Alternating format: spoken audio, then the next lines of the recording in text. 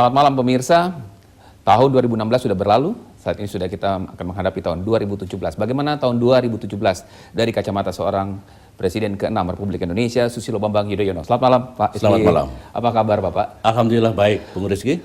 Alhamdulillah Pak, baik Pak. Pak, kalau saya ngeliat Pak SBY ini sudah jarang sekali Pak. Kemana Pak SBY Pak? Orang kangen sama Pak SBY. Apa kesibukan Bapak?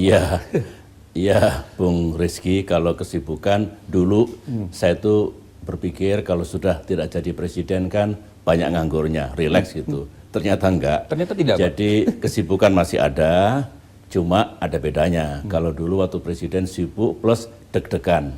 Misalnya jam 12 malam terima telepon, ada apa nih?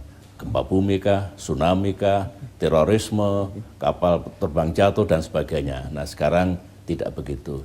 Ya kalau kesibukan Bung Rizky, pertama-tama tentu waktu saya bertemu keluarga lebih banyak lagi sekarang ya. Untuk olahraga, sekali-sekali juga mendengarkan lagu karena saya hobi musik gitu. Tetapi saya sekarang menjadi pemerhati ya.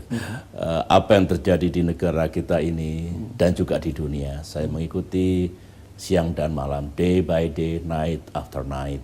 Saya harus tahu perkembangan itu karena ya sekali-sekali saya diminta untuk memberikan kuliah umum, baik di dalam maupun di luar negeri, dan juga sering diminta pula untuk memberikan pidato kunci di berbagai forum di dunia. Oleh karena itu saya harus bisa mengikuti apa yang terjadi di dunia dan juga di negara kita sendiri. Tapi yang jelas lebih rileks saya sekarang, ya lebih banyak senyumnya. Dulu saya dikritik kurang senyum Pak SBY. Tapi Pak main musik masih Pak ya? Sekali-sekali masih Pak ya.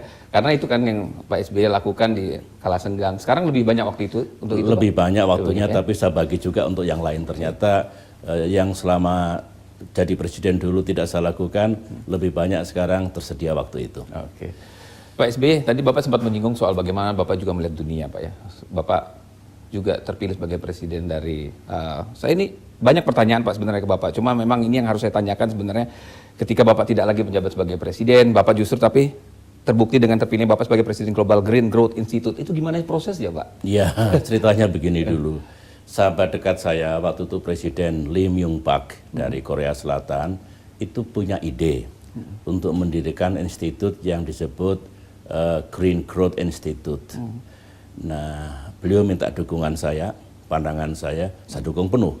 Karena saya tahu tren dunia sekarang ini arahnya dunia harus bersatu untuk menghadapi pemanasan global atau perubahan iklim, dan juga harus bersatu agar pembangunan bangsa-bangsa ini benarlah. Jangan menguras habis-habisan sumber-sumber kehidupan sehingga anak cucu kita nanti nggak dapat apa-apa. Dengan ide itu saya dukung penuh. Ya. Nah, yang tadinya lembaga itu nasional akhirnya menjadi lembaga internasional. Setelah saya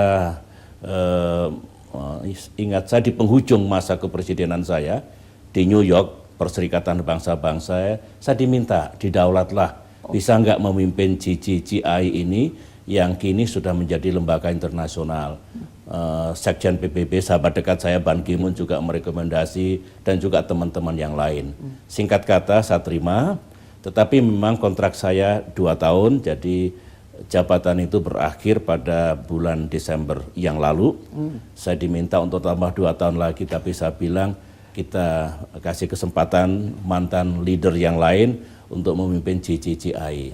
Tetapi kan bukannya GGGI, saya alhamdulillah karena mungkin banyak teman dulu selama 10 tahun di dalam diplomasi, memelihara hubungan internasional, kerjasama di antara bangsa-bangsa. Sekarang ini saya juga diminta untuk bergabunglah ya di lembaga-lembaga itu, misalnya ada Boao Forum for Asia, itu pusatnya di Tiongkok, saya sebagai salah satu penasehat di situ. Kemudian ada juga perkumpulan mantan-mantan world leaders, apakah Perdana Menteri atau Presiden, saya juga bergabung di situ. Saya menjadi guru besar tamu di the University of Western Australia, sekaligus sebagai senior fellow di US Asia Center yang ada di Perth, Australia. dan sejumlah organisasi yang minta saya ikut bergabung bersama-sama. Itulah yang saya lakukan. Sekali lagi ya, teman-teman masih ingat ternyata saya bagian dari mereka, saya masih peduli pada dunia ini dan terus berkontribusi untuk kebaikan bangsa-bangsa sedunia. Iya.